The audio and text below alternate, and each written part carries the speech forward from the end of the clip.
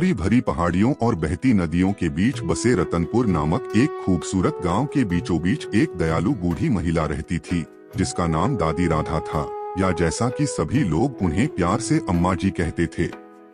वह अपनी मधुर मुस्कान, कोमल शब्दों और अपने द्वारा बनाई गई स्वादिष्ट मिठाइयों के लिए पूरे गांव में जानी जाती थीं। रंग बिरंगे फूलों से सजा उनका छोटा सा घर और जड़ी बूटियों और सब्जियों से भरा बगीचा गांव के सभी बच्चों का प्रिय स्थान था। दादी राधा का एक बड़ा परिवार था। उनका बेटा विजय और उसकी पत्नी मीरा अपने 2 बच्चों आरती और रोहित के साथ उनके साथ रहते थे।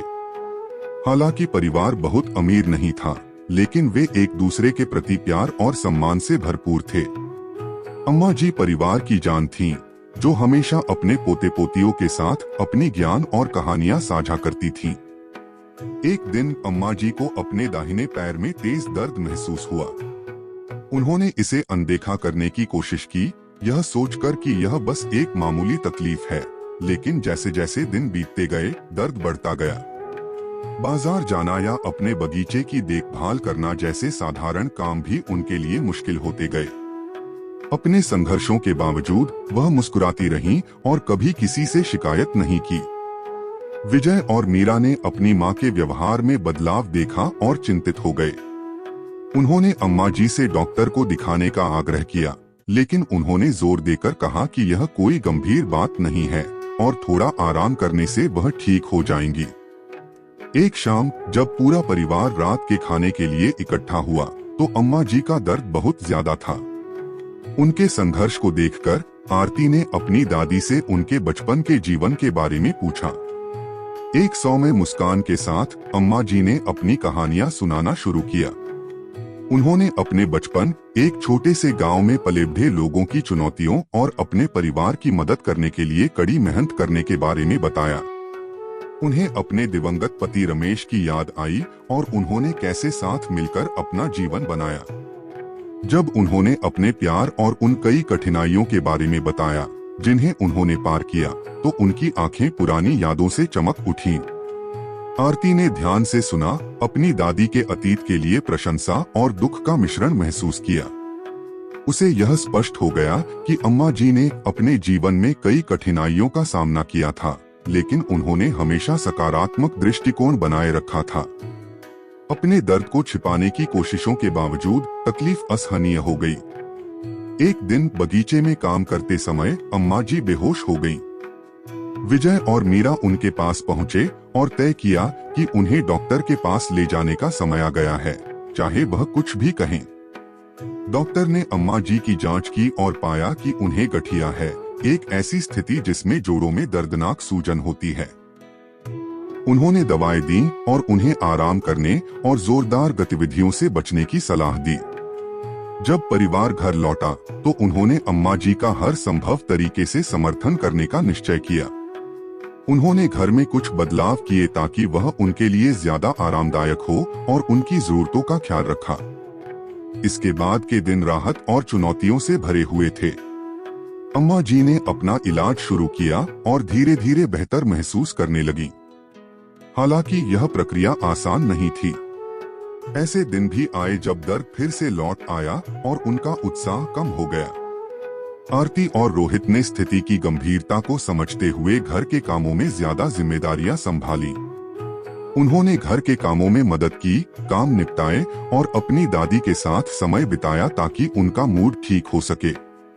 उनकी दयालुता और प्यार के छोटे छोटे कामों ने अम्मा जी के चेहरे पर मुस्कान ला दी और उन्हें सकारात्मक बने रहने में मदद की।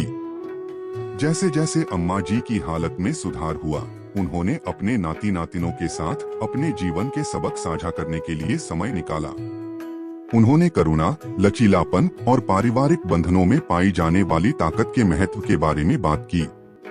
उन्होंने उन्हें अपने संघर्षों के बारे में कहानियां सुनाई और बताया कि कैसे उन्होंने उन्हें हर पल का महत्व समझना और प्रियजनों के समर्थन की सराहना करना सिखाया। अपने दर्द के माध्यम से अम्मा जी ने प्रतिकूल परिस्थितियों का सामना शालीनता से करने और एक दूसरे की देखभाल करने के महत्व के बारे में मूल्यवान सबक दिए। दिवाली का त्योहार नजदीक आ रहा था और गांव में तैयारियों का शोर था। अपनी हालत के बावजूद अम्मा जी इस त्योहार का हिस्सा बनना चाहती थीं। परिवार ने घर को सजाने और मिठाइयाँ बनाने का फैसला किया, जो उनकी परंपरा थी। अपने बच्चों और नाती नातिनों की मदद से अम्मा जी ने स्वादिष्ट मिठाइयाँ बनाई और घर को खूबसूरत रोशनी और सजावट से सजाया। पूरा परिवार जश्न मनाने के लिए एक साथ आया और त्योहार की खुशियाँ उनके घर में भर गईं। त्योहार की गर्मजोशी में अम्मा जी का दर्द कम होता हुआ नजर आया। दिवाली के जश्न के दौरान पूरा गांव अम्मा जी से मिलने आया। वे उपहार लेकर आए और अपनी अपनी कहानियां साझा की, जिससे उत्सव और सहयोग का माहौल बना। गांव वालों से मिले प्यार और देखभाल ने अम्मा जी को गहराई से छू लिया। उन्हें एहसास हुआ कि उनका दर्द सिर्फ उनका बोझ नहीं था, बल्कि उनके आसपास के लोग भी इसे झेल रहे थे। उनके परिवार और दोस्तों के समर्थन ने उनके ठीक होने और सेहतमंद होने में अहम भूमिका निभाई। यह एकजुटता में पाई जाने वाली ताकत और एक देखभाल करने वाले समुदाय की उपचार शक्ति का एक शक्तिशाली अनुस्मारक था। जैसे जैसे समय बीतता गया, अम्मा जी ने अपना इलाज जारी रखा और धीरे धीरे अपनी स्थिति के साथ तालमेल बिठाया। उन्होंने अपने दर्द को संभालना सीखा और सरल गतिविधियों में आनंद पाया। उनके पोते पोतियों ने सहानुभूति और पारिवारिक समर्थन के महत्व की गहरी समझ के साथ बड़े हुए। अम्मा जी की यात्रा की कहानी परिवार में एक यादगार बन गई, जो प्यार की ताकत और एक दूसरे की देखभाल करने के महत्व का प्रमाण है।